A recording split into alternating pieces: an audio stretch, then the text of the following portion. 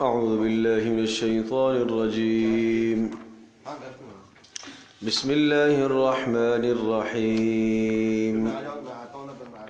سبح اسم ربك الأعلى الذي خلق فسوى والذي قدر فهدى والذي أخرج المرعى فجعله غثاء أحوى سنقرئك فلا تنسى إلا ما شاء الله إنه يعلم الجهر وما يخفى ونيسرك لليسرى فذكر إن نفعت الذكرى سيذكر من يخشى ويتجنبها الأشقى. ہائے ہائے، بڑی پیاری صورت ہے، بڑی پیاری صورت ہے سورۃ الاعلیٰ. 19 آیات پر مشتمل یہ آیت سورہ مبارکہ ہے، سورۃ الاعلیٰ، اور مکی صورت ہے. اور اس سورہ مبارکہ کا دعویٰ اور مرکزی مضمون بندگی پر جنت کا راستہ آسان کر دیا جائے گا. جو اپنے رب کی بندگی کرے گا اس کے لیے جنت کے راستے آسان کر دیے جائیں گے. سبح اسم ربک الاعلیٰ، آپ تسبیح بیان کیجئے. تسبیح، سبح، اس کا معنی ہوتا ہے اللہ جل جلالہ کے لیے پاکی بیان کرنا. اللہ تبارک و تعالیٰ کو نقائص سے، عیوب سے، کمزوریوں سے پاک تصور کرنے کا عقیدہ رکھنا کہ اللہ پاک ہر قسم کے نقائص سے پاک ہے، ہر قسم کے عیوب سے پاک ہے، مخلوق کی عادات و اطوار سے پاک ہے، مخلوق کھانے پینے سونے کی محتاج. اللہ پاک ان تمام چیزوں سے پاک ہے. مخلوق میں کمزوری آ جاتی ہے، اللہ کمزوری سے پاک ہے. مخلوق تھکتی ہے، اللہ تھکنے سے پاک ہے. مخلوق دب جاتی ہے، اللہ دبنے سے پاک ہے. مخلوق کی حالت یہ ہے بیمار پڑ جاتی ہے، اللہ اس سے پاک ہے. مخلوق کو بیوی کی ضرورت ہے، بچوں کی ضرورت ہے، ماں باپ کی ضرورت ہے، اللہ اس سے پاک ہے. تو مخلوق کی عادات و اطوار سے اللہ پاک ہے. اللہ شریک سے پاک ہے، اس کے ساتھ کوئی شریک نہیں ہے، وہ شراکت داری سے پاک ہے. اللہ پاک کسی دوسرے کو اختیارات سونپنے سے پاک ہے، اختیار سارے اس نے اپنے پاس رکھے. اللہ تبارک و تعالیٰ اولاد کا سلسلہ کسی اور کے سپرد کرنے سے پاک ہے، اور اللہ تبارک و تعالیٰ عالم الغیب ہونے کا سلسلہ کسی اور کو دینے سے پاک ہے. یہ صرف اسی کے پاس ہے، یہ سب اختیارات اسی کے پاس ہیں. تو خلاصہ اگر آپ یہ کہہ دیں کہ سبح اسم ربک الاعلیٰ، پاکی بیان کیجئے، یعنی شریکوں سے بری کر دیجئے اللہ جل جلالہ کو جو آپ کا رب ہے، پروردگار ہے، الاعلیٰ، بلندیوں والا ہے، آپ کا پروردگار ہے. تو جس طرح سے ماں آپ کی محسن ہے، آپ ماں کی طرف کوئی برائی منسوب نہیں ہونے دیتے، تو اللہ بھی تو آپ کا محسن ہے. اس اللہ کی طرف آپ کیوں برائی کو منسوب کرتے ہیں؟ الذی خلق فسوى، جس نے پیدا کیا، خلق، جس نے پیدا کیا. کیا پیدا کیا؟ مفعول محذوف رکھا. الذی خلق کل شیء، جس نے ہر شے کو پیدا کیا. فسوى، اور پیدا کرنے کے بعد ہر عضو کو برابر رکھا. سوا، ہر عضو کو کام میں لگایا. کان کو سپرد کر دیا سننا، آنکھ کو سپرد کر دیا دیکھنا، زبان کو سپرد کر دیا بولنا، ہر عضو کو کام میں لگایا. والذی قدر فہدی. نمبر 3، اللہ وہ ذات ہے قدرہ، جس نے تقدیر لکھی، جس نے رزق کی، جس نے موت کی، جس میں دنیا میں یہ بندہ کیا کرے گا اس کی، جس نے شقی ہونے اور سعید ہونے، نیک بخت اور بدبخت ہونے کی تقدیر لکھی. قدرہ، ماں کے پیٹ میں یہ ساری تقدیرات اس نے لکھ دی کہ یہ کیا بنے گا. اور یا اللہ تو نے تقدیرات تو لکھ دی کہ یہ نیک بنے گا یا یہ بدبخت بنے گا، یہ تو نے لکھ دیا. اگر تو نے لکھ دیا کہ یہ بدبخت بنے گا تو پھر تو یہ بدبخت بنا تو اس کا کیا قصور ہے؟ فرمایا فہدا، اس نے ہدایت کے راستے کھلے چھوڑے تھے، اس نے ہدایت کے راستے کھول دیے تھے. اب دو طالب علم آتے ہیں اور وہ جناب استاذ ان کا جائزہ لے کے فیصلہ لکھ دیتا ہے، یہ طالب علم جو ہے اس کا نام زید ہے، یہ میرے خیال کے مطابق پاس ہو جائے گا اور اچھے نمبروں پہ پاس ہوگا. اور یہ جو دوسرا طالب علم ہے نا، اس کا نام کاشف ہے، میرے خیال کے مطابق یہ فیل ہو جائے گا اور ناکام ہو جائے گا اور اچھے نمبر نہیں لے گا.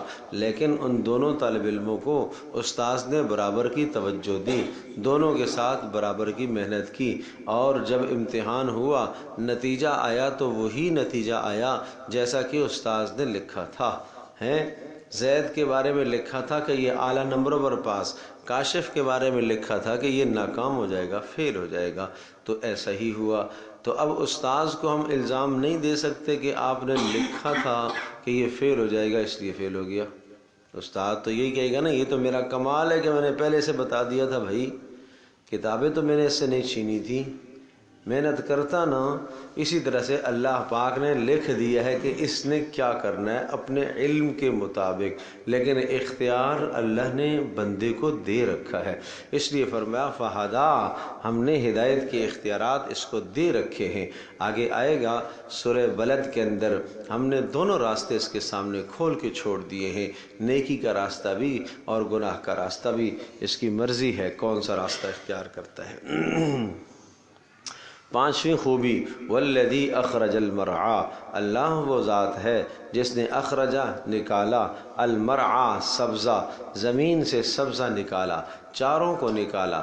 ان چاروں سے مراد وہ چیزیں ہیں جو زمین سے نباتات نکلتے ہیں، جن کو انسان بھی استعمال کرتے ہیں، جانور بھی استعمال کرتے ہیں. اور فجعلہ غثاء احوا، بڑا سبق ہے بھائی، بڑا سبق ہے، بڑا سبق ہے. فجعلہ، پھر اس چارے کو کر دیا، غثاء خشک، احوا چورا چورا. اس میں کیا سبق ہے؟ اس میں یہ سبق ہے اس اللہ نے زمین سے سبزہ نکالا، اور وہ سبزہ ابتدا میں نرم و نازک ہوتا ہے، بچے کی طرح. جیسے بچہ ابتدا میں کیا ہوتا ہے؟ نازک ہے، نزاکت ہے، اس کی خوراک بھی جو ہے احتیاط کی ہوتی ہے، کھانا پینا احتیاط کا ہوتا ہے. پھر وہ بچہ جوانی کو پہنچتا ہے، اور جب جوانی کو پہنچتا ہے تو قوت اور طاقت اس میں آ جاتی ہے. اس کے بعد وہ بڑھاپے کی طرف جاتا ہے. تو اسی طرح سے جیسے یہ سبزہ بچپنا تھا، اس سبزے کی جوانی ہوئی، پھر یہ سبزہ غصاں خشک ہو گیا، اور پھر یہ احوا چورا چورا ہو گیا. اسی طرح سے انسان تو بھی جوانی کے بعد پھر کیا ہے، بڑھاپے بھی یہ چلنا جائے گا تو تو خشک ہو جائے گا. آنکھوں سے بینائی خشک ہونا شروع ہو جائے گی، کانوں سے سنوائی کم ہونا شروع ہو جائے گی، اور اسی طرح سے جسم کی ہڈیوں میں طاقت کم ہونا شروع ہو جائے گی، اور چہرے کے اندر وہ رونقیں نہیں رہیں گی جو جوانی کی ہوتی ہیں. اور پھر اس کے بعد مرے گا تو کیا ہو جائے گا؟ احوا چورا چورا ہو جائے گا، چورا چورا ہو جائے گا. یہ ہے سبق. اب ان سب باتوں کے بعد انعامات سن لیجئے. ہم نے آپ کو کیا دیا ہے؟ سنقرئک فلا تنسیٰ، اے نبی ہم آپ کو پڑھائیں گے. سنقرئک فلا تنسیٰ، تو پھر آپ نہیں بھولیں گے. اس کی تفصیل پیچھے سورۃ القیامہ میں بھی آ چکی ہے کہ آپ اپنی زبان کو حرکت نہ دے قرآن کریم کو یاد کرنے کے ساتھ، ہم آپ کو یاد بھی کرائیں گے اور پھر آپ کی زبان سے ہم بیان بھی کروائیں گے. تو یہ وہی مضمون ہے. سنقرئک سنقرئک فلا تنسا، جس بچے کا ذہن کمزور ہو اور وہ بچہ پڑھائی میں نہ نکلتا ہو آگے، تو سنقرئک فلا تنسا اس آیت کو ہر نماز کے بعد 21 مرتبہ پڑھیں، اول و آخر 3 بار درود شریف پڑھیں اور پھر یہ پڑھیں سنقرئک فلا تنسا، یہ پڑھ کر پانی پر دم کر کے اسے پلائیں اور براہ راست اس بچے کو دم بھی کریں۔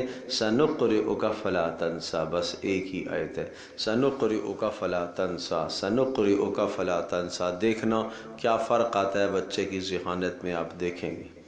یہ قرآن کریم ہے، اللہ کا عجیب کلام ہے، اور یہ اصل میں کیسے سمجھاؤں؟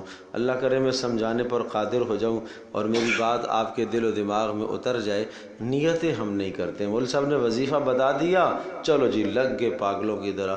وہ اللہ کے بندو نیت کرو، نیت کرو، نیت کرو کہ جناب سنقرئک فلا تنسا کا معنی کیا ہے کہ ان قریب ہم آپ کو ایسا یاد کرائیں گے کہ کبھی بھی نہیں بھولے گا۔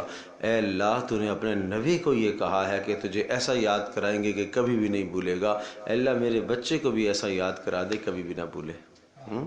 یہ ہے نیت، ہر پڑھنے پر یہ نیت کرو، یہ نیت کرو، یہ نیت کرو، یہ نیت کرو، تو پھر دیکھو کیا وظائف ہمیں پڑھنے آتے نہیں ہیں، پڑھنے آتے نہیں ہیں صحیح، تو پھر فائدہ ہوتا نہیں ہے، پھر مایوس ہو جاتے ہیں۔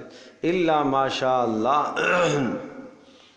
ہم آپ کو پڑھائیں گے اور پھر آپ نہیں بھولیں گے، ہاں الا ماشاء اللہ، جو اللہ چاہے گا وہ بھول جائیں گے آپ۔ یہ کیا مطلب؟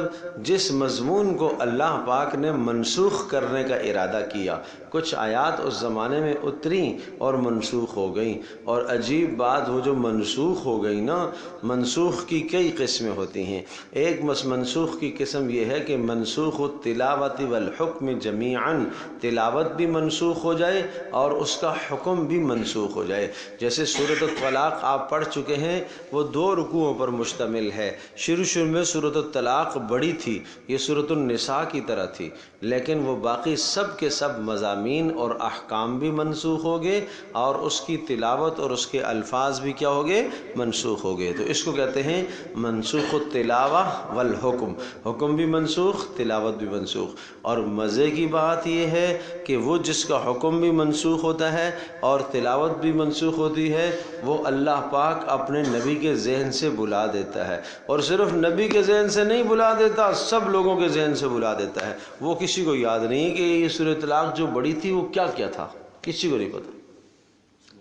یہ اللہ کا نظام ہے۔ تو ایک تو یہ ہے۔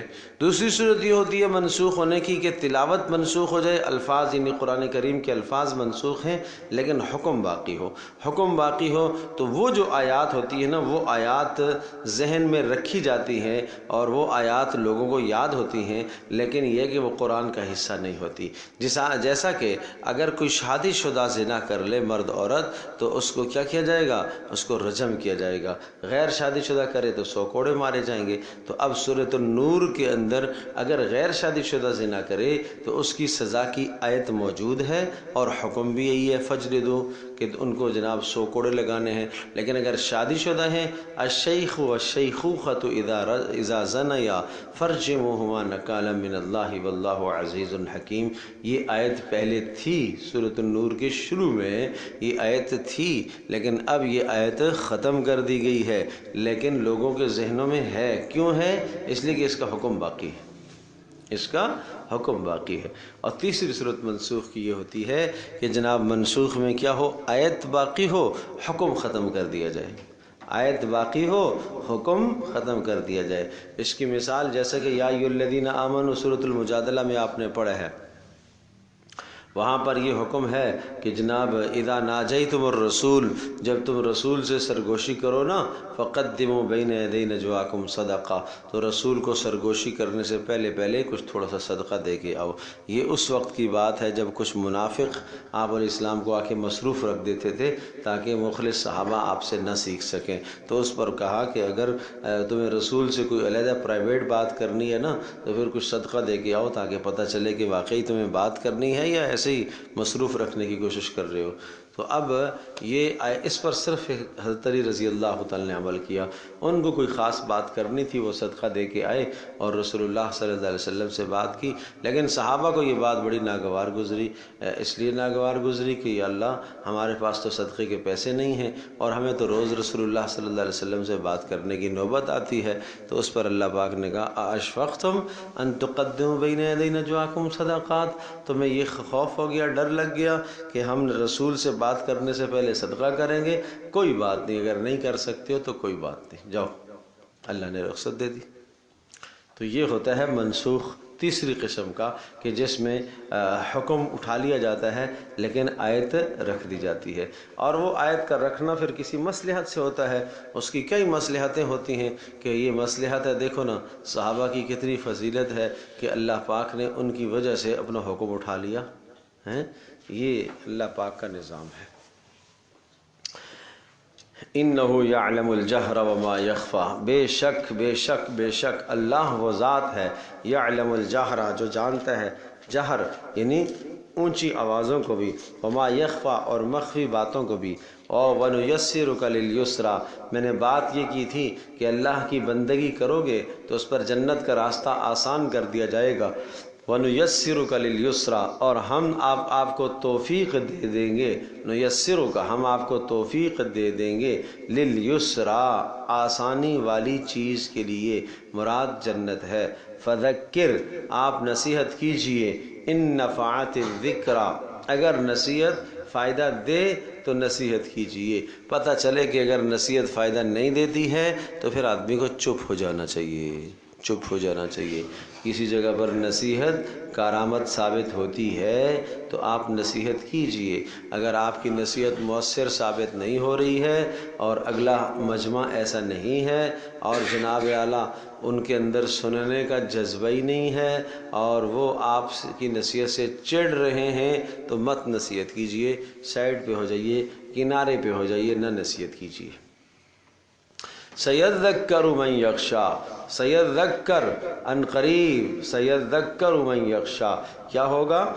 سیذکر یاد کر لے گا، نصیحت حاصل کرے گا، من وہ شخص، یخشی جو ڈرتا ہے، وَيَتَجَنَّبُهَا الْأَشْقَى اور دور رہے گا، وَيَتَجَنَّبُ اور دور رہے گا نصیحت سے. نصیحت فائدہ نہیں دے گی اس شخص کو، الاشقا جو بدبخت ہوگا. بدبخت کو نصیحت فائدہ نہیں دیتی، وہ نصیحت سے دور رہتا ہے، نہ وہ سننا چاہتا ہے نہ وہ نصیحت کے ماحول میں بیٹھنا چاہتا ہے.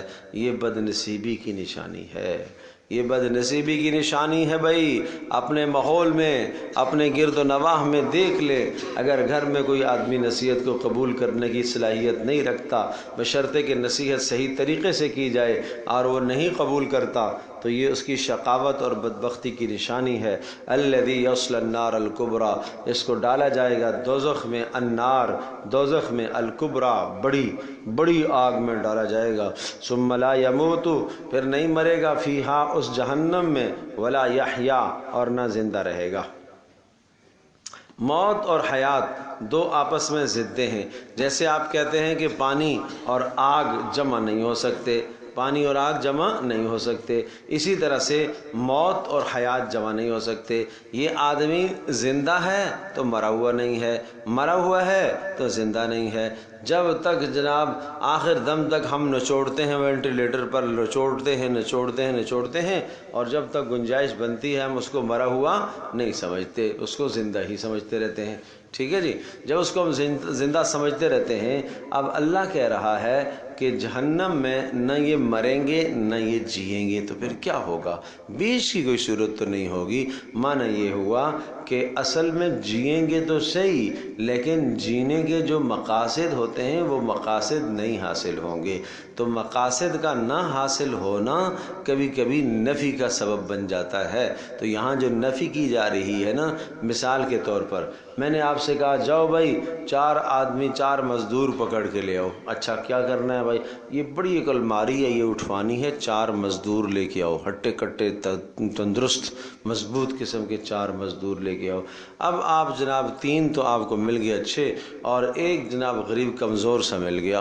اب وہ کمزور سا مل گیا جناب، وہ تو بیمار ہے، اب وہ اٹھائے گا کیا؟ تو آپ نے کہا بھائی میں نے تمہیں کہا تھا 4 آدمی لانا، تو 3 لے کے آیا ہے۔ وہ کہے گا میں تو 4 لایا ہوں۔ تو بھائی یہ جو چوتھا ہے نا یہ کسی کام کا نہیں ہے۔ تو اس کا مطلب یہ کہ اصل آپ نے کیا ہے 3 لائے ہیں۔ تو کبھی کبھی جب مقصد حاصل نہ ہو تو چیز کی نفی کر دی جاتی ہے، اس لیے کہ چوتھے سے وہ مقصد حاصل نہیں ہوگا تو ہم کہیں گے کہ آپ نے 3 آدمی دیے ہیں۔ اسی طرح سے جہنم کے اندر زندگی تو ہوگی لیکن اس زندگی کا مقصد نہیں ہوگا، تو اس لیے اس کو زندگی کو کس سے تعبیر کر دیا؟ موت سے۔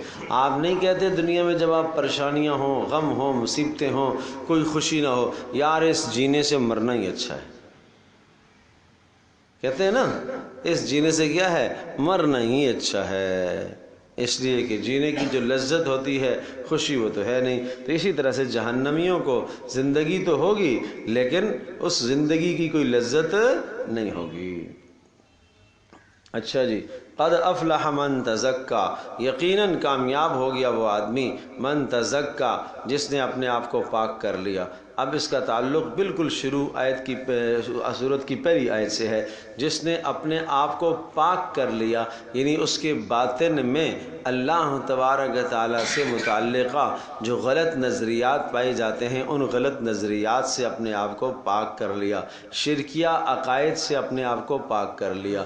نمبر 2، اعمال خبیثہ سے، برے اخلاق سے، حسد، کینہ، بغض، نفرت، حب جاہ، دنیا کی محبت، ان سب چیزوں سے اس نے اپنے آپ کو کیا کر لیا؟ پاک کر لیا۔ تو کامیاب ہے وہ آدمی جس کے عقائد بھی سنور گئے، جس کے اخلاق بھی سنور گئے، وہ ہے کامیاب۔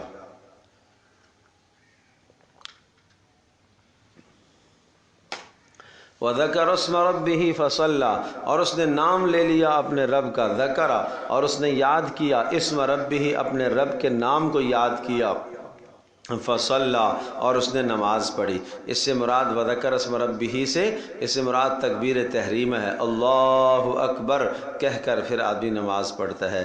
بل تؤثرون الحیات الدنیا، اب یہ سورت کا ایک دوسرا حصہ اصل میں قد افلح سے شروع ہو رہا ہے اور اسی پر مزید توضیح ہے، وضاحت ہے۔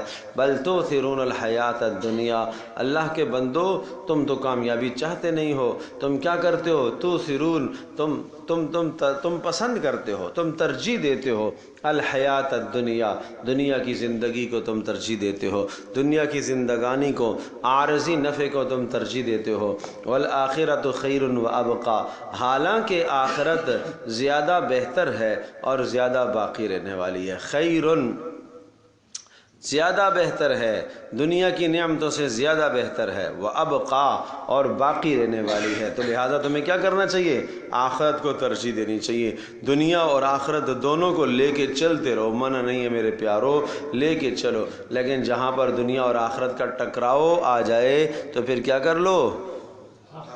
آخرت کو ترجیح دے دو۔ ان ھذا لفی الصحف الاولی، یہ مضمون جو ہم نے آپ کو بتایا ہے یہ گزشتہ صحیفوں میں بھی تھا، وصحف ابراہیم و موسیٰ، اور وہ گزشتہ صحیفے کون سے ہیں؟ ابراہیم علیہ السلام کے صحیفے اور موسیٰ علیہ السلام کے صحیفے، ان میں بھی یہ مضامین آ چکے ہیں۔ تو یہ اشارہ اس بات کی طرف ہے کہ یہ آپ کو بتائی جانے والی بات کوئی نئی بات نہیں ہے، یہ پہلے سے چلی آ رہی ہے۔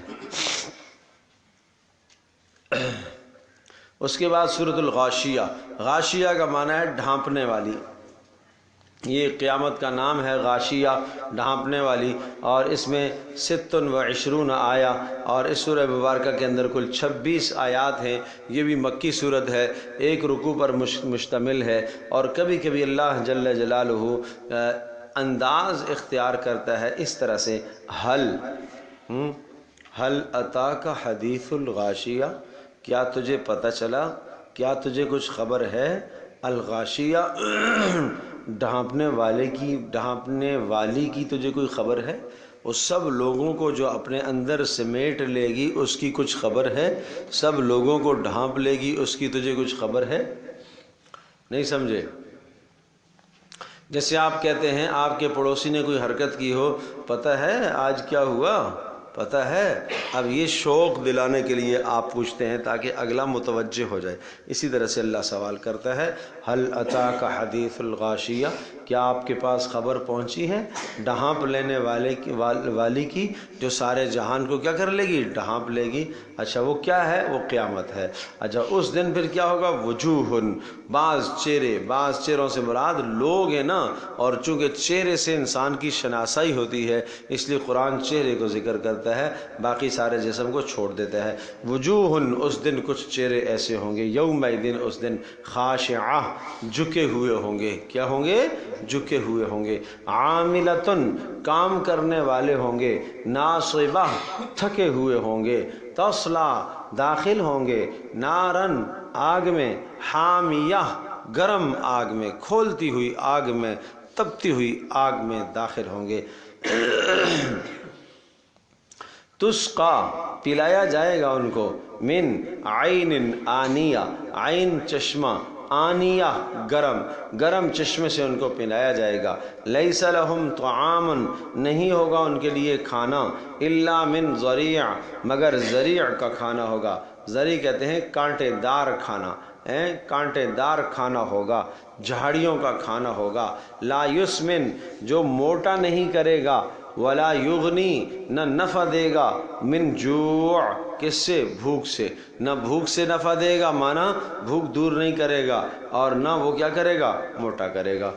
اب یہ جو تذکرہ آیا ہے کہ کچھ چہرے ایسے ہوں گے، خاشعہ، جو جھکے ہوئے ہوں گے، یاد رکھیے گا میرے پیاروں، میرے عزیزوں، اس سے مراد وہ لوگ ہیں جو اس دنیا کے اندر اعمال صالحہ تو کرتے ہیں لیکن اعمال صالحہ کرنے کے باوجود بھی جہنم میں جائیں گے، دو وجہوں سے۔ نمبر ایک، یا تو اعمال صالحہ میں اخلاص نہیں ہے، اللہ کی رضا نہیں ہے۔ نمبر دو، یا اعمال صالحہ میں محمد رسول اللہ صلی اللہ علیہ وسلم کی اتباع نہیں ہے۔ اگر یہ دو چیزیں آپ کے عمل میں نہیں ہیں تو آپ کا عمل اللہ کے ہاں بیکار ہے۔ تھکا دو اپنے آپ کو جتنا مرضی ہے لیکن اس عمل پر ملنے والا کچھ نہیں ہے۔ اگر عمل میں اخلاص نہیں ہے تو تب بھی عمل بیکار، اگر عمل میں اتباع نہیں ہے تو تب بھی عمل کیا، بیکار۔ حضرت عمر رضی اللہ تعالی عنہ کے پاس ایک شخص آیا، یا بعض نے کہا کہ ایک جگہ سے حضرت عمر گزرے اور ایک راہب تھا تو وہ عبادت کر رہا تھا، عیسائیت کے مذہب پر تھا، اور عبادت بھی کیسے کرتا تھا، وہ کھڑے ہو کے عبادت کرتا تھا، ایک ٹانگ بھی کھڑی رکھتا تھا اور ایک ہاتھ بھی اوپر کر لیتا تھا، اور اس کی وجہ سے اس کا جسم سوکھ گیا تھا اور اس کا چہرہ سوکھا ہوا اور مرجھایا ہوا، عبادت کرتے کرتے کرتے تھک گیا اور جسم کمزور پڑ گیا۔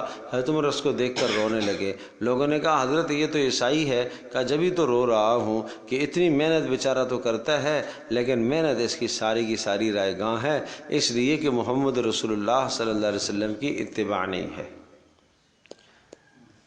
ارے سمجھے، آج لوگ کہتے ہیں اللہ کا نام تو لے رہا ہے نا بھائی، اللہ کا نام تو لے رہا ہے میرے پیارو، اللہ کا نام لو لیکن اس طرح سے اللہ کا نام لو جیسے محمد رسول اللہ صلی اللہ علیہ وسلم نے لیا ہے۔ خواہشات کے مطابق دین نہیں ہے، دین کو خواہشات پر مت لگاؤ۔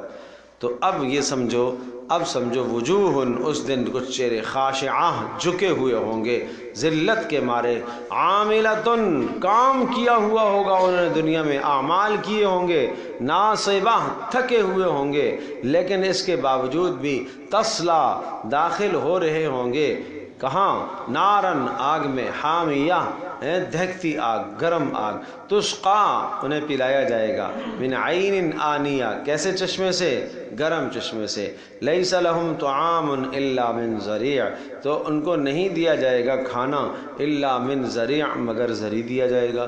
اب یہ ذریع جو ہے نا، عرب میں ایک جھاڑی تھی ذریع، تو لوگ کہتے تھے مشرکین، ارے بھائی آپ نے کہا کہ ذریع اس کو دیا جائے گا تو ٹھیک ہے، ذریع کانٹے دار تو ہے لیکن آدمی اس کو کانٹے دائیں بائیں کر کے کھا لے، ہمارے اونٹ بھی تو ذریع کو کھاتے ہیں، ہمارے اونٹ بھی ذریع کو کیا کرتے ہیں، کھاتے ہیں، تو لہٰذا ہم بھی کسی نہ کسی طرح سے مجبوری میں کھا لیں گے، کوئی مسئلہ نہیں ہے، ٹینشن نہیں ہے، ٹھیک ہے، تکلیف ہے۔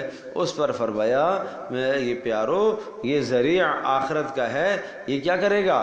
لا یسمن، نہ تو تمہیں موٹا کرے گا، ولا یغنی من جوع، نہ بھوک کا فائدہ دے گا۔ اس لیے کہ غذا کھانے کے دو مقاصد ہوتے ہیں، صحت کا حصول ہوتا ہے، بھوک کا مٹانا ہوتا ہے، صحت کا حصول اور بھوک کا مٹانا۔ تو اس غذا سے یہ دونوں فائدے نہیں ہوں گے، نہ تو صحت کا حصول ہے نہ بھوک مٹے گی۔ اللہ اکبر، اللہ اکبر۔ تو پتہ چلا کہ جو کھانا ہم کھاتے ہیں اس کھانے میں بھوک مٹانے کی صلاحیت اللہ نے رکھی ہے۔ اگر اللہ پاک اس کی صلاحیت چھین لے، جیسے آخرت کے کھانے ہوں گے، بھوک مٹانے کی صلاحیت اللہ اسے چھین لے گا، ختم کر لے گا، تو وہ بھوک نہیں مٹا سکیں گے۔ وجوہ یومئذ ناعمہ، اس دن کچھ چہرے ایسے ہوں گے تر و تازہ، ناعمہ تر و تازہ، خوش و خرم، تر و تازہ۔ ناعمہ کسی کا نام رکھ سکتے ہیں، کسی بچی کا نام رکھ سکتے ہیں۔ لسعیہا راضیہ، وہ اپنی کوشش پر راضیہ، خوش ہوں گے، خوش ہو رہے ہوں گے۔ راضیہ بنا راضی، راضی رہنا، تو راضیہ کسی بچی کا نام رکھ دو بھائی، ناعمہ کسی بچی کا نام رکھ دو بھائی۔ لیکن میں ایک بات عرض کیا کرتا ہوں، میری باتوں کو بڑی توجہ سے سنو، سنی انسنی نہ کر دیا کرو۔ مفتی صاحب اگر ان کی کلپیں بن جائیں، جو چھوٹے چھوٹے مضامین میں نے بیان کیے نا، یہ ہلکے نہیں ہیں، یہ ہلکے نہیں ہیں۔ اور ابھی جو بات کہنے لگا ہوں یہ کروڑوں کی بات ہے اگر آپ اس کو ذہن نشین فرمائیں تو، لیکن کروڑ تو ہمیں تو پیسہ کروڑ نظر آ رہا ہے، بات کیا کروڑ نظر آئے گی؟ بات یہ ہے میرے پیارو، ہم رکھتے ہیں نام، بچوں کے نام رکھتے ہیں۔ یہ تقریر آپ نے مجھ سے بارہا سنی ہوگی کہ بچوں کے نام اچھے رکھو، یہ بھی تقریر آپ نے سنی ہوگی کہ جناب بچوں کے نام اچھے رکھنے کے ساتھ ساتھ صحابہ کے ناموں پر رکھو، انبیاء کے نام پر رکھو، بچیوں کے نام صحابیات کے ناموں پر رکھو۔ اللہ کے نبی نے 3 طرح کے نام رکھے، ایک بچے کا نام قاسم رکھا، اشارہ اس بات کی طرف ہے کہ اچھے معنی والا نام رکھ لینا چاہیے۔ ایک کا نام عبداللہ رکھا، اشارہ اس بات کی طرف ہے، دوسرا اصول پتہ چلا کہ نام ایسا رکھو اس کی نسبت اللہ کی طرف ہو، ہیں جی۔ تیسرا نام آپ نے ابراہیم رکھا، اشارہ اس بات کی طرف ہے کہ نیک لوگوں کے ناموں پر اپنے بچوں کے نام رکھ لینے چاہیے، ٹھیک ہے۔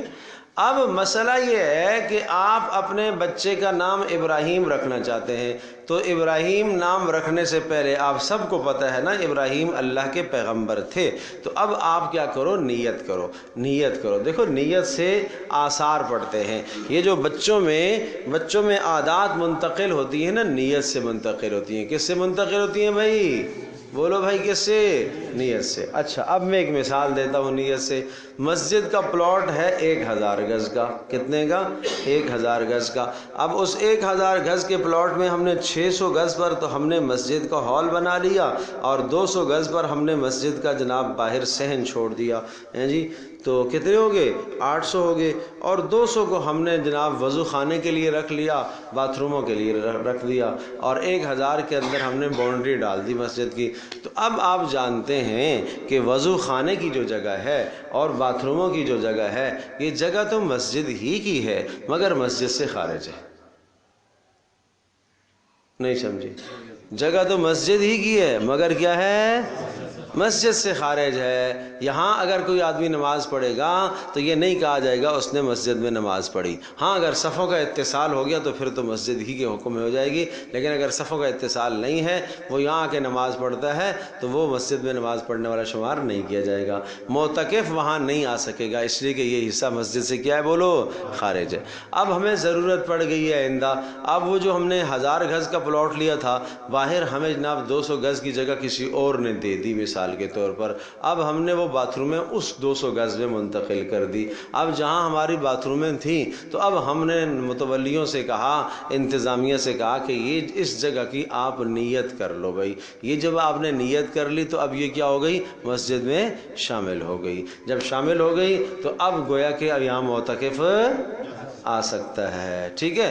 پھر آگے جناب کسی اور کو اللہ پاک نے دل میں ڈال دیا, 200 گز اور جگہ ہمیں آگے مل گئی, مزید ہم توسیع کر رہے ہیں, وہ والی باتھ روموں کا حصہ بھی ہم نے مسجد میں شامل کر دیا. تو اب بھی عوام نے نیت کی تو وہ کیا ہو جائے گا, بولو, مسجد میں شامل ہوتا چلا جائے گا. تو پتہ چلا نیت سے کچھ اثر پڑتا ہے کہ نہیں پڑتا ہے. یہ نہیں سمجھیے تو ایک اور سمجھو, وہ یہ سمجھو کہ جناب آپ آج تیمم کرنے لگے ہو, اور تیمم کرنے لگے ہو, آپ کا تیمم اس وقت تک نہیں ہوگا جب مٹی سے پاکی حاصل کرنے کی نیت نہ کرو. جبکہ وضو کرنے میں اگر آپ نے نیت نہ کی تو تب بھی آپ کا وضو ہو جائے گا. ایک آدمی چلتے چلتے اتنی تیز بارش یا چلتے چلتے جناب راستے میں ایک نہر آئی, اس میں کود گیا, ایک حوض میں جناب پھسل کے ڈوب گیا, وہاں سے نکل آیا اور جناب اس کا سارا بدن مکمل طور پر بھیگ گیا, بے وضو تھا, وضو ہو گیا. نہیں سمجھے, وضو ہو گیا. لیکن ایک آدمی چل رہا تھا جناب کراچی میں, ڈسٹ تو ویسے بھی پڑتا ہے, اتنا ڈسٹ پڑا کہ چہرے کی داڑھی بھی سفید ہو گئی, لیکن تیمم نہیں ہوا میرے پیارے. اس لیے کہ تیمم کے لیے نیت کرنی پڑتی ہے.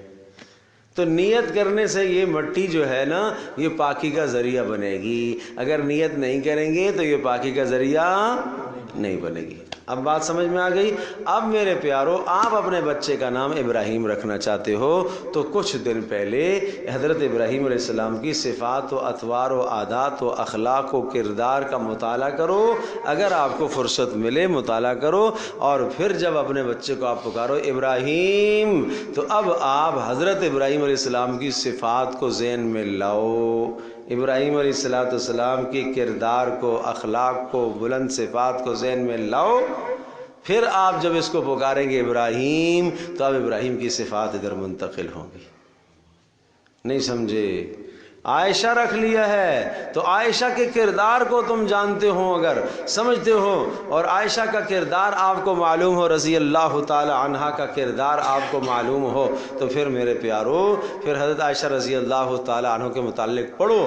پھر جب اپنی بچی کو عائشہ کر کے پکارو تو فوری تمہارے ذہن میں حضرت عائشہ رضی اللہ تعالی عنہا آ جائے اور ان کی صفات و کردار آ جائیں. تو اب یہ صفات و کردار عائشہ کی اس بچی میں منتقل ہوگی. اس لیے کہا جاتا ہے اچھے نام رکھو. عبداللہ نام رکھا ہے بھائی ہم نے بچے کا. کیا نام رکھا جی؟ عبداللہ. بھائی عبداللہ آپ نے نام کیوں رکھا؟ وجہ دیکھو, یہ پہلا حق ہے, ماں باپ کا پہلا حق ہے نام کا درست رکھنا, یہ پہلا حق ہے. عبداللہ نام رکھا. عبداللہ کا نام میں نے اس لیے رکھا ہے کہ عبداللہ کا مطلب ہے اللہ کا بندہ, اللہ کا بندہ. بھائی جب بھی نام پکارو تو یہ نیت کرو کہ یہ اللہ کا بندہ ہے, اللہ اس میں اپنی بندگی کو ڈال دے. پھر عبداللہ نام کے بہت سارے صحابہ تھے ہیں. اب ہر صحابی کا کردار الگ تھا. ایک عبداللہ بن عمر رضی اللہ تعالی عنہ, حضرت عمر کے بیٹے عبداللہ تھے, ٹھیک ہے, اور تہجد گزار تھے, بہت زیادہ تہجد گزار تھے ہیں جی. ایک عبداللہ بن عباس تھے, مفسر قرآن ہیں, قرآن کریم کی تفسیر کو جانتے تھے. ایک عبداللہ بن مسعود تھے, رسول اللہ صلی اللہ تعالی علیہ وسلم کے وہ کیا ہے, خادم تھے, اور بڑے عالم تھے. اور عبداللہ بن عمر اتباع نبوی میں, رسول اللہ صلی اللہ علیہ وسلم کی اتباع اور پیروی میں صحابہ میں نمبر 1 تھے, پہلے نمبر پر تھے. اور ایک تھے عبداللہ بن عمر بن عاص رضی اللہ تعالی عنہ, وہ عبادت گزار تھے, ساری رات نفل پڑھتے رہتے تھے. اور جناب شادی ہو گئی ہے, پہلی رات کی دلہن آئی ہے, اس سے کہا کہ بھائی جو تم یہاں بیٹھو, میں 2 نفل پڑھ لیتا ہوں. نفل پڑھ لیتے ہیں, پھر ہم بیٹھیں گے, بات چیت کریں گے. وہ اللہ کے بندے نے نفل شروع کیے تو فجر کر دی. کیا ہو گیا؟ فجر ہو گئی. اتنے لمبے نفل, وہ بیوی انتظار. صبح ماں نے پوچھا, ہاں بھائی کیا حال ہے؟ بہو سے پوچھا کیسا پایا میرے بیٹے کو؟ بڑا عبادت گزار ہے. ماں سمجھدار تھی, سمجھ گئی کہ یہ کیا کہہ رہی ہے. یہ دبے الفاظ میں گلے شکوے ہوتے ہیں, دبے الفاظ میں, سمجھے بھائی؟ ہاں, یہ نہیں کہا کیسی لے, کیا کہاں میرا رشتہ کرا دیا ہے, یہ تو بت ہے, ساری رات تو بس صوفی بنا رہا. طریقے سے گرا کیا ہے نا. اچھا چلو رسول اللہ صلی اللہ علیہ وسلم کے پاس لے گئی عبداللہ اپنے بیٹے کو. اللہ کے رسول یہ میرے بچہ عبداللہ ہے، اس کی میں نے شادی کرائی ہے اور یہ پہلی رات ہے، اور اس کی بیگم سے میں نے پوچھا کہ عبداللہ کیسے ہیں؟ تو بیگم نے کہا کہ بڑا عبادت گزار ہے. آپ نے فرمایا عبداللہ دیکھو بیگم کا بھی حق ہے، اللہ کا بھی حق ہے، جسم کا بھی حق ہے، اپنی آنکھوں کا بھی حق ہے. ہر حق والے کو اس کا حق دو. اعتدال سکھایا نا کہ کچھ وقت آپ کو بیوی کو بھی دینا ہے، اور راتوں کا کچھ وقت اپنے آپ نے رب کو بھی دینا ہے، اور کچھ وقت اپنے جسم کو آرام کے لیے بھی دینا ہے. اور آنکھ کا بھی حق ہے کہ ساری رات جگاتا رہا اس آنکھوں کو، تو اس آنکھ کا کیا ہے؟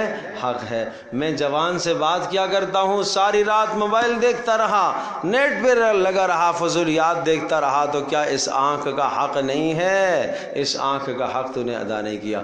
بات یہ عرض کر رہا تھا ہم نے نام رکھنا ہے بچے کا عبداللہ. سوال یہ کہ کون سے عبداللہ پر آپ نے بچے کا نام رکھا؟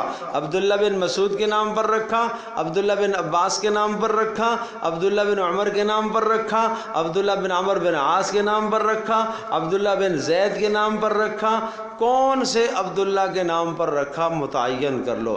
لیکن جس صحابی کو متعین کرو گے وہ ستارہ ہی ستارہ ہے، اس کی طرف آپ رکھو گے نیت تو آپ ہدایت پایا جاؤ گے. تو جس کی نیت آپ کرتے ہو نا، پھر اس صحابی کی زندگی پڑھو، اپنے بچے کو بھی سناؤ. دیکھو بیٹا تیرا نام ہم نے عبداللہ بن عمر کے نام پر رکھا ہے. دیکھو عبداللہ بن عمر رسول اللہ کی اتباع میں بہت آگے تھے. دیکھو بیٹا پانی پینا ہے یوں پینا ہے، دیکھو سونا ہے یوں سونا ہے. یہ ہے تربیت میرے پیارو. اللہ پاک مجھے بھی اور آپ کو ہم سب کو توفیق عطا فرمائے. اب سچی بات بتاؤ، آج تک کسی نے نام رکھتے وقت ایسی نیت کی تھی؟ اگر یہ نیت ہو تو آگے کا آدھا مسئلہ تو یہیں سے حل ہو جائے. لیکن بیٹھیں گے کسی مولوی کے پاس تو بات بنے گی، کوئی تفسیر کی کلاس میں جڑیں گے تو بات بنے گی. بھائی کیا خیال ہے؟ تو اب جن کے مراحل زندگی کے ان سے گزر گئے، مزید اب امید اور توقع نہیں ہے تو پوتوں میں نیت کر لو بھائی. پوتوں میں نیت کر لو، ٹھیک ہے، نواسوں میں نیت کر لو. انشاءاللہ اللہ تبارک و تعالیٰ کسی نواسے کو اتنا چڑھا دے، کسی پوتے کو اللہ اتنا بلند مقام عطا فرمائے کہ آپ کی دنیا اور آخرت کو سنوارنے کا ذریعہ بن جائے. کیا خیال ہے؟ چلو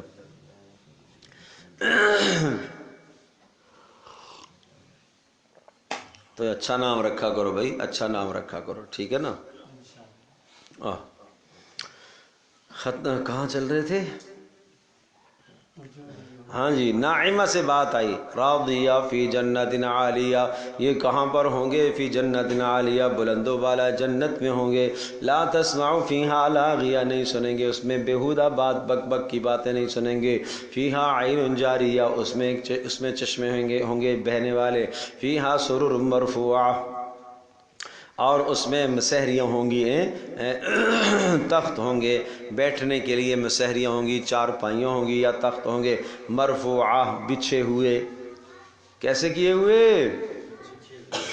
ارے میرے پیارو آؤ، گھر سنوارنے کا سلیقہ قرآن کیا بتاتا ہے؟ کیا کرنے کا؟ میں عرض کیا کرتا ہوں ابھی منگل کا جو میرا بیان تھا اس میں نے یہ بہت تفصیل سے یہ بات عرض کی تھی کہ عورت کو اللہ پاک نے گھر کے سکون کا ذریعہ بنایا ہے. قرآن کریم کے اندر جو اس کی تخلیق کا مقصد بتلایا تاکہ سکون حاصل ہو، تو وہ عورت کو پرسکون، گھر کا ماحول پرسکون بنانا کس کا کام ہے؟ بولو. تو سرر مرفوعہ سے یہ پتہ چلتا ہے کہ جناب جب مرد آئے تو پہلے سے بستر بچھا ہوا ہو، اس کا چارپائی لگی ہوئی ہو، اس کا بیڈ لگا ہوا ہو. ایسا نہ ہو کہ صاحب آئیں تو اب جناب چارپائی چھت سے نیچے اتر رہی ہے اور اب فلاں جگہ سے آ رہی ہے. نہیں، پہلے سے لگا ہوا ہونا چاہیے. یہ اس بات کی طرف اشارہ ہے. نمبر 2، اگلا جملہ گھر سنوارنا ہے. قرآن گھر سنوارنا بھی بتاتا ہے ماں بہن، گھر سنوارنا بھی بتاتا ہے. وَأَكْوَابٌ مَوْضُوعَةٌ، سب سے زیادہ ضرورت پڑنے والا، ہر شخص کو جو ضرورت پڑنے والا برتن ہے وہ کیا ہے؟ پیالہ ہے، گلاس ہے، پانی پینے کے برتن. وَأَكْوَابٌ، اور وہ کپ، موضوعہ، رکھے ہوئے ہوں گے. رکھے ہوئے ہوں گے، اشارہ اس بات کی طرف ہے پانی کے قریب رکھے ہوئے ہوں گے، لہٰذا جہاں آپ کے پانی پینے کی جگہ ہے گھر میں، آپ نے جناب کیا ہے کولر رکھا ہوا ہے، مٹکا رکھا ہوا ہے، کوئی اور برتن رکھا ہوا ہے، ساتھ گلاس رکھنا یہ قرآن ہمیں آداب بتاتا ہے، اور پانی پی کر گلاس بھی واپس وہاں ہی رکھنا یہ قرآن ہمیں آداب بتاتا ہے۔ آپ گلاس میں ڈال کے اپنے بیڈ کے پاس لے گئے اور آپ نے وہاں ہی رکھ لیا تو یہ اکواب موضوعہ نہیں ہوا۔ تو گھر کون سنوارے گا؟ یہ گھر عورت سنوارے گی نا۔ تربیت دے اپنے بچوں کو، تربیت دے۔ اکواب موضوعہ، یہ نکتے نکل رہے ہیں گھر کے سنوارنے کے۔ آؤ قرآن کریم سے پوچھتے ہیں گھر کیسے سنورتا ہے۔ وہ اکواب تو صرف کپ کی بات نہیں ہے، سارے برتن ایک نظام اور سلیقے سے گھر کے اندر رکھے ہوئے ہونے چاہیے، بستر سلیقے سے رکھے ہونے چاہیے، برتن سلیقے سے رکھے ہوئے ہونے چاہیے، جوتے سلیقے سے رکھے ہونے چاہیے، ہر شے کے رکھنے کی ایک جگہ متعین ہو، وہاں رکھی ہو تاکہ جب کسی کو ضرورت پڑے وہ وہاں ہی سے چیز اٹھا لے اور وہ استعمال کر کے واپس ہی رکھ دے۔ رات کو اللہ نہ کرے کوئی بیمار پڑ گیا ہے، چلو جی ہاسپٹل میں لے جانا ہے، چابی چابی گاڑی کی چابی، گاڑی کی چابی، گھر کی چابی، گھر کی چابی، وہ جناب ہنگامہ سارا لگا ہوا ہے، سب چابی ڈھونڈ رہے ہیں۔ یہ گھر کی بے قاعدگی کی نشانی ہے بھائی۔ ایک جگہ پر چابی متعین ہونی چاہیے نا، کہ گیٹ کی چابی بھی یہ ہے، گاڑی کی چابی بھی یہ ہے، تاکہ جس کو ضرورت ہو وہاں سے اٹھا لے۔ بات سمجھ میں نہیں؟ یہ کہاں سے پتہ چل رہا؟ وَأَكْوَابٌ مَوْضُوعَةٌ، لکھ لیں میری مائیں بہنیں، لکھ لیں گھر کے اندر وَأَكْوَابٌ مَوْضُوعَةٌ، دیوار پر لکھوائیں، نقش کرائیں دیوار پر، اور تم پتہ نہیں کیا کچھ لکھواتی ہو، اور اپنے گھر کو سنوارنے کے لیے کیا کیا سینڈری اور کیا کیا چیزیں لا کے لگواتی ہو۔ وَأَكْوَابٌ مَوْضُوعَةٌ لکھ کر لگاؤ، اور اس کا مطلب ہے کہ ڈسپلن ہے گھر کا، ہر چیز باقاعدگی کے ساتھ، ضابطے کے ساتھ ہر چیز اپنی جگہ پر۔ بولتے نہیں ہو، ڈر رہے ہیں تو اب میں کیا کروں، آپ لوگ ڈر رہے ہیں کہ ایسا نہ ہو کہ آواز اوپر نہیں جائے گی، آپ پریشان نہ ہو، اوپر نہیں جائے گی۔ وَنَمَارِقُ مَصْفُوفَةٌ، نمارق، نمرقہ تکیے کو کہتے ہیں، کس کو کہتے ہیں؟ تکیے کو۔ وَنَمَارِقُ مَصْفُوفَةٌ، اور تکیے بھی گھر میں بچھے ہوئے ہوں، رکھے ہوئے ہوں، تکیے بھی کیا ہوں؟ بچھے ہوئے ہوں، رکھے ہوئے ہوں۔ اصل بہتر یہ ہے، افضل یہ ہے زمین پر بیٹھنے کا انتظام کیا جائے۔ ٹھیک ہے اعذار بھی ہیں تو لہٰذا معذور کے لیے کرسی بھی رکھ لی جائے، صوفہ بھی رکھ لیا جائے، لیکن اصل جو جنت کی نشستیں ہوں گی نا وہ اس طرح سے ہوں گی، سمجھو بھائی؟ نمارق مصفوفہ، نمرقہ، اور جناب تکیے، وہ مصفوفہ کا مطلب کیا ہے؟ صف میں، قطار میں رکھے ہوئے ہوں گے، قطار میں۔ آپ کا کمرہ ہے نا، یہاں سے لے کر وہاں تک صوفے رکھے ہوئے ہیں قطار کے اندر، قطار میں رکھے ہوئے۔ یہ نہیں کہ جناب ایک صوفہ، ایک تکیہ آگے پڑا ہوا ہے، ایک پیچھے پڑا ہوا ہے، ایک ادھر پڑا ہوا ہے۔ بچوں کو موقع ملا تو تکیے مار مار کے ایک دوسرے کا حشر نشر کر دیا، لڑائی کی نا، بچے لڑائی کرتے ہیں تکیوں سے، ہے جی؟ تو یہ نہیں ہے۔ وَأَكْوَابٌ مَوْضُوعَةٌ وَنَمَارِقُ مَصْفُوفَةٌ وَزَرَابِيُّ مَبْثُوثَةٌ، اور دریاں اور قالینیں، غالیچے بچھے ہوئے ہوں گے، ہیں زرابی، غالیچہ مبثوثہ، بچھا ہوا ہوگا۔ یہ بچھا ہوا ہو جانا یہ بھی گھر کے عمدہ ہونے کی نشانی ہے۔ یہ قرآن گھر کا سنوارنا بتا رہا ہے۔ ہو گئی بات پوری۔ افلا ينظرون الى الابل كيف خلقت، اب آ جاؤ تمہیں بتاتے ہیں۔ افلا ينظرون، کیا نہیں دیکھتے یہ لوگ؟ الى الابل، اونٹ کی طرف، كيف خلقت، کیسے اس کو بنایا۔ ہائے ہائے ہائے، 4 دعوت فکر دی ہیں، کتنی؟ 4 چیزوں کی طرف۔ اونٹ کو دیکھو، کیف خلقت، کیسے بنایا۔ وَإِلَى السَّمَاءِ، آسمان کو دیکھو، کیف رفعت، کیسے بلند کیا۔ وَإِلَى الْجِبَالِ، پہاڑ کو دیکھو، کیف نصبت، کیسے اس کو مضبوط جما دیا، گھاڑ دیا۔ وَإِلَى الْأَرْضِ، زمین کو دیکھو، کیف سطحت، کیسے اسے بچھایا۔ کتنی چیزیں؟ 4۔ اب اگلی بات سنیے گا، فذکر، اب آپ نصیحت کیجئے، انما انت مذکر، بے شک آپ نصیحت کرنے والے ہیں۔ گویا کہ دین کا کام کرنے والا بھائی صرف میں نہیں ہوں، صرف تبلیغی جماعت نہیں ہے، آپ میں سے ہر آدمی ہے۔ ہر آدمی اپنے اندر یہ 4 خوبیاں پیدا کرے جن خوبیوں کا تذکرہ پیچھے آیا ہے. نمبر 1 اونٹ کی خوبی، نمبر 2 آسمان کی، نمبر 3 پہاڑ کی، نمبر 4 زمین کی. ایک بات تو آپ یہ سمجھیے کہ عرب جب سفر کرتے تھے نا تو یہ 4 چیزیں ہر وقت سامنے ہوتی تھیں. اونٹ سفر سواری کے لیے استعمال ہوتا تھا. صحراؤں میں لق دق صحراؤں میں جب جاتے تھے تو راتوں کو راستے پتہ کرنے کے لیے ستاروں کو، آسمان کو دیکھتے تھے. اور بڑے بڑے پہاڑ بھی نظر آیا کرتے تھے، اور زمین تو ہے ہی ہے یہ نظر آتی تھی. تو اس لیے دعوت فکر ان کو دی ہے کہ دیکھتے نہیں ہو اونٹ کو ہم نے کیسا عجیب الخلقت ایک قداور جانور پیدا کیا، لیکن تم میں سے ادنا آدمی کے تابع اس کو کر دیا، سرکش نہیں بنایا نا. تو اس کی اتباع دیکھو، وہ مالک کی اتباع کیسے کرتا ہے. آسمان کو ہم نے کتنا بلند بنایا، اس کو تو دیکھو نا. اور اسی طرح سے جبال کو ہم نے کتنا بہترین بنایا، پہاڑوں کو، اور عرش کو ہم نے کتنا بہترین بنایا. اچھا مزے کی بات ایک اور بتاؤں، یہ بعض مفسرین نے یہاں پر لکھا ہے کہ وہ جو تھا نا سرر مرفوعہ، پیچھے تھا نا سرر، 4 چیزیں تھیں نا، سرر مرفوعہ، اکواب، نمارق، زرابی. کتنی چیزیں تھیں؟ 4 چیزیں تھیں نا. سرر مسحریاں، بیٹھنے کی چیزیں. اونٹ کا تعلق اس کے ساتھ ہے، نہیں سمجھے؟ بیٹھنے کے لیے، ٹھیک ہے. اچھا جی، اس کے بعد کیا آیا تھا؟ اکواب. کیا آیا تھا؟ اکواب موضوعہ، رکھے ہوئے. اس کا تعلق جو ہے نا وہ الی السماء کیف رفعت کے ساتھ ہے، کیسے آسمان رکھے ہوئے ہیں، تہ بتہ رکھے ہوئے ہیں، ٹھیک ہے. اور اس کے بعد کیا تھا؟ نمارق مصفوفہ، صف در صف رکھے ہوئے ہیں تکیے. اس کا تعلق الی الجبال کیف نصبت کے ساتھ ہے، اس لیے نصبت یہاں بھی نصب ہے اور وہاں صف ہے. پہاڑ بھی صف در صف بچھے ہوئے لگے ہوئے ہوتے ہیں. وَإِلَى الْأَرْضِ كَيْفَ سُطِحَتْ، اس کا تعلق زرابی مبسوسہ کے ساتھ ہے، بچھی ہوئی قالین. تو زمین کو بھی ہم نے کیا کر دیا؟ بچھا دیا. اب ایک بات اور سمجھو، جو اگر آج کا یہ پیغام آج اس تفسیر کی کلاس سے لے گئے تو میں سمجھتا ہوں کہ آپ کامیاب ہو گئے. اب آگے جو کہنے لگا ہوں مفتی صاحب، آگے جو بات کہنے لگا ہوں 4 باتوں میں سے نمبر 1، بھائی آپ اپنے اندر صبر پیدا کرو جیسا اونٹ کا صبر ہوتا ہے. اونٹ کو نہیں دیکھتے ہو؟ صبر پیدا کرو جیسا اونٹ کا صبر ہوتا ہے. اس لیے کہ کھانے کو مل گیا تو کھا لیا، نہیں تو پتے کھا کے گزارا کر لیا. اور جناب 4 دن 6 دن پیاسا رہ جاتا ہے کہ نہیں رہ جاتا؟ اللہ نے اس کے اندر پیٹ میں ایک ایسی ٹنکی بنائی ہے جس میں اپنا پانی محفوظ کر لیتا ہے. سمجھو بھائی. کچھ نہ ملے تو جناب اچھا باقی جانور جو ہوتے ہیں بڑے نخرے والے جانور، اب گھوڑے کو چارہ ڈالنا پڑے گا، ہاتھی کو گھنا لا کے کھلانا پڑے گا.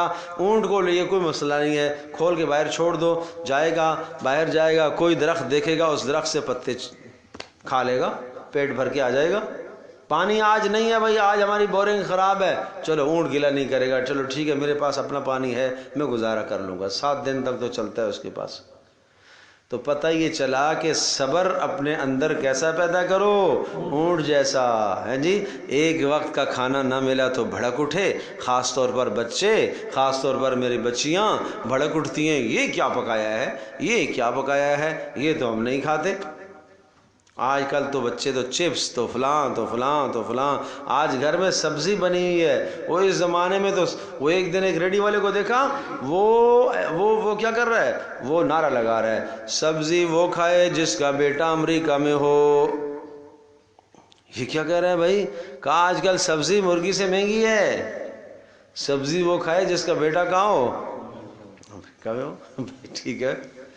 تو اب سبزی پکی ہے، کتنی پیاری سبزی پکی ہے، کتنی پیاری سبزی پکی ہے. تو نہیں جی، آج کل کے نئے بچے نہیں کھاتے. ہمیں کیا چاہیے؟ ہمیں برگر چاہیے، گوشت چاہیے. چلو آج سبزی پکی ہے تو آج کیا ہے، آج جناب باہر سے وہ پیزا لے کے آ جائیں. اب باپ بیچارہ مجبور ہے، ماں بیچاری مجبور ہے، گنجائش نہیں ہے تو وہ پیزے کا آرڈر کرے گی. دماغ کھا جاتے ہیں. تو اس لیے میرے پیاروں، میرے عزیزوں، میری درخواست ہے، یہ چیزیں اچھی نہیں ہیں، یہ چیزیں اچھی نہیں ہیں، یہ چیزیں اچھی نہیں ہیں۔ اونٹ کا صبر سکھاؤ اپنے بچوں کو، جو مل گیا بسم اللہ کھا لیا، اچھا مل گیا ٹھیک ہے، کیسا تیسا مل گیا کھا لیا، گزارا کر لیا بھائی، گزارا، زندگی گزارے کا نام ہے۔ اب نمبر 2، اللہ اکبر اللہ اکبر، تربیت کرو۔ اللہ مجھے بھی توفیق دے، آپ کو بھی، اور اپنے اندر بھی یہ صفات پیدا کرو۔ تیرے حوصلے بلند ہونے چاہیے، وَإِلَى السَّمَاءِ كَيْفَ رُفِعَتْ، آسمان کی بلندیوں کی طرح تیرے حوصلے کیا ہوں؟ بلند ہو۔ بتاؤ حوصلہ بلند ہو تو کتنی اچھی بات ہے۔ حوصلہ تیرا بلند ہو، سارا معاشرہ کہہ رہا ہے کہ نہیں یہ نہیں کرنا ہے، یہ نہیں کرنا ہے، ہم شادی پر نہیں آئیں گے نہیں آئیں گے، تیرا حوصلہ بلند ہو، کوئی نہیں آئے گا تب بھی میں سنت کے مطابق شادی کروں گا۔ حوصلہ تو بلند رکھو نا، نہیں سمجھے؟ حوصلے کس کی طرح ہونے چاہیے؟ بلندی کے ساتھ ساتھ حوصلے مضبوط بھی ہونے چاہیے۔ پتہ چلا جناب ایک ہوا کا جھکڑ آیا تو سارے کے سارے حوصلے ڈھیر ہو گئے، سارے حوصلے مولوی صاحب کی تقریر سے بن گئے تھے، گھر میں آ گیا بیوی صاحبہ نے سارے حوصلے ڈھیر کر دیے۔ تو کہا کہ نہیں بھائی، وَإِلَى الْجِبَالِ كَيْفَ نُصِبَتْ، حوصلے تیرے مضبوط ایسے ہوں جیسے کہ پہاڑ کی طرح حوصلے ہوں، جیسے پہاڑ اپنی جگہ سے نہیں ٹلتا، تو طے کر کے آیا ہے، ایک حوصلہ بنا کے آیا ہے، تو اب حوصلہ تیرا ٹلنا نہیں چاہیے، اب بیوی کی باتوں سے متاثر نہیں ہونا چاہیے۔ اگر آپ درست چل رہے ہو تو پھر جم جاؤ، استقامت اختیار کرو، استقلال، استقامت، ٹھیک ہے۔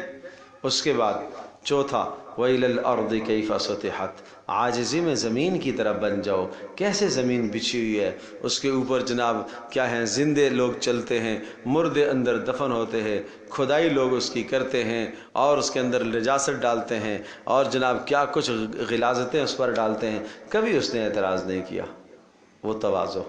تو اونٹ والا صبر، پہاڑ جیسے حوصلے بلند، کیا کہتے ہیں، آسمان جیسے حوصلے بلند، پہاڑ جیسے مضبوط، اور زمین جیسی تواضع۔ ہاں، تو جب یہ 4 خوبیاں اپنے اندر پیدا کریں گے، اب جاؤ فذکر، اب جا کے تذکیر کرو، اب جا کے تبلیغ کرو۔ ہاں، تبلیغ والے کو یہ 4 صفات آنی چاہیے اس کے اندر۔ اگر ان کے بغیر تبلیغ کرے گا، صبر ہے ہی نہیں ہے، اگلے نے کچھ سنا دی، اس نے رکھ کے چانڈا دے دیا، شاباش، سمجھے بھائی؟ تو یہ ہے، صبر ہونا چاہیے بھائی۔ ہم جہاں کہیں جاتے ہیں، کبھی کبھی عام طور پر تو ہم باہر تقریبوں میں کوشش کرتے ہیں، کچھ یہ نکاح شکا کی تقریبیں جو باہر ہوتی ہیں، شادی حالوں میں نہیں جاتا ہوں، لیکن میں جاتا ہوں تو شرط رکھتا ہوں بھائی پردہ بھی ہونا چاہیے، اور یہاں ڈھم ڈھماکہ بھی نہیں ہونا چاہیے، موسیقی بھی نہیں ہونی چاہیے، ٹھیک ہے جی، ٹھیک ہے مولوی صاحب۔ اب وہاں جب جاتے ہیں تو پہنچتے ہیں تو جناب وہ تو یہ ہو گیا جی، یہ تو دوستوں نے کر دیا، ہم اسی قدم سے وہاں سے واپس آ جاتے ہیں، ٹھیک ہے۔ تو میرے ساتھ جو ساتھی ہوتے ہیں وہ بڑے اہتمام سے گئے تھے کہ آج کھانا شادی کا کھانا ہوگا، مزیدار کھانا ملے گا، واپس آ کے سارے گھروں میں، یا پھر واپس آ کے کوئی چائے روٹی جو مل جاتی ہے وہ کھا لیتے ہیں، صبر کر لو بیٹا، ٹھیک ہے۔ تو اس میں کوئی ٹینشن کی بات نہیں ہے۔ میری سگی خالہ، ان کے بیٹے کا جو ہے وہ ولیمہ تھا، تو میں نے پہلے بھی کہا کہ خالہ ایسا نہیں ہے، میں آؤں گا، لیکن آپ کو پتہ ہے نا، میں نمبر 1 پردہ ہونا چاہیے، پردہ ہوگا تو میں ولیمے میں آؤں گا، اور نمبر 2 جو ہے وہاں ڈھول ڈھماکہ نہیں ہونا چاہیے۔ اچھا ٹھیک ہے، بالکل بالکل بیٹا، آپ کی تو ہم رعایت رکھیں گے، بالکل ہم تو ساری پابندی کریں گے۔ اب وہاں جناب جب میں گیا، میں ایک ساتھی کو لے کے گیا، بھائی تو یہاں کھڑا رہے، تو جناب میں آتا ہوں، دیکھا فیملی لے کے گیا، بچے اچھے سارے خوش، جی آج جناب کھانا ملے گا، ہیں آج کھانا کھائیں گے۔ تو کافی پہلے کی بات ہے، 10-12 سال کی بات ہے، تو سارے بڑے جناب جذبات سے وہاں پہنچے۔ تو جیسے ہی ہم وہاں گیٹ سے اندر ہوئے تو وہ شور شرابہ، ایک ہنگامہ، ناچ گانا چل رہا ہے۔ تو میں نے اپنی خالہ کو باہر بلایا، اور باہر بلوا کر خالہ سے دلاسا لیا، سلام کیا، مصافحہ کیا۔ میں نے کہا خالہ بس میں آ گیا ہوں نا، آپ نے کہا تھا آنا ہے، اب میں جا رہا ہوں۔ کہا نہیں ایسا کیسے ہو سکتا ہے؟ میں نے کہا ایسا کیسے ہو سکتا ہے کہ میں اندر آؤں؟ اس ڈھول ڈھمکے کے ساتھ میں کیسے اندر آؤں؟ کہا نہیں، آپ کے لیے الگ جگہ بنا لیں گے، آپ کے لیے۔ میں میرے لیے کیوں الگ جگہ بنا لیں گے؟ ہیں یہ تو ان کو آپ الگ جگہ دیتے نا، جو ڈھول ڈھمکا کر رہے ہیں، ان کو آپ الگ جگہ دیتے، مجھے آپ کیوں الگ؟ میں نہیں آؤں گا۔ میں وہیں سے واپس آ گیا، بہت محنت سماجت کی، میں کہا نہیں آئیں گے۔ پھر دوسرے دن تیسرے دن جناب خالہ وہ سارا جناب 2 کلو چاول، آلو، مرغی، اچھا ہمارے یہاں جو کھانا نہ کھائے ناراض ہو جاتا ہے نا، تو اس کے لیے پھر یہ کرتے ہیں کہ اس کے گھر میں پھر ہم کھانا دے کے آتے ہیں، لیکن کچا دے کے آتے ہیں، مطلب ہے کہ چاول بھی، مرغی بھی، تیل بھی، ساری چیزیں جو وہاں تھیں نا وہ سارا کا سارے آئٹم کچے دے کے آتے ہیں۔ تو خالہ میری وہ کچا سارا آئٹم لے کے میرے پاس آئی، وہ پھر میں نے قبول کیا، سینے سے لگا لیا، میں نے کہا کوئی بات نہیں، آپ میری ماں ہیں نا، ماں کی جگہ ہے، لیکن میں ایسی جگہ پر نہیں آ سکتا کہ جب میں ایسی جگہ پر آؤں گا تو کل میں لوگوں کو کیا دعوت دوں گا۔ تو اس کو میرے پیاروں کہتے ہیں استقامت۔ اللہ کی قسم آج تک یہ میں آپ کو تجربے کی بات بتا رہا ہوں، آج تک ان کے دلوں میں اس کے بعد سے میری محبت اور بڑھ گئی۔ پہلے تو تھی اور خالہ کے جو بیٹے سب کے دلوں میں محبت اور بڑھ گئی کہ ہاں یار دیکھو مول صاحب جو ہے نا دین کے حوالے سے کمپرومائز نہیں کرتا۔ تو یہ آپ نہ کہیں کہ لوگ کیا کہیں گے، اللہ کی رضا کے لیے آپ نے کیا ہے تو جناب انشاءاللہ محبتیں پیدا ہوں گی، آپ فکر نہ کریں۔ چلیں تو بھائی عزائم آپ کے کیسے ہونے چاہیے؟ پہاڑوں کی طرح مضبوط ہونے چاہیے اور بلند ہونے چاہیے۔ کس کی طرح؟ آسمان۔